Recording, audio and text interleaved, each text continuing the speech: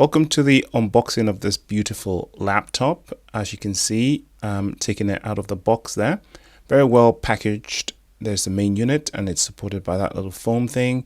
And I'm just going to lay out everything that came in the box and then address it one by one. All right, so obviously in my hand there was the leaflet. There is a plug. This is a socket specific to my part of the world.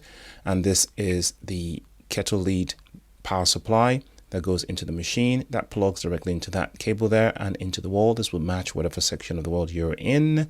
You get these two leaflets that look like information manuals.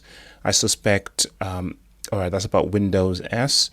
I suspect most of the instructions you're going to need to go to the website to check out. I mean, it's just a laptop. What kind of instructions do you need to use this really? And then of course you have the main laptop, which is in this lovely little plastic sleeve. It's much lighter than I expected actually, and it's a nice brush feel on the cover.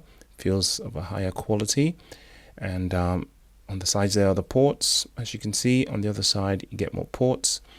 The hinge opens up pretty nicely. Let me show you. Very nice, and the keyboard and trackpad there feels nice.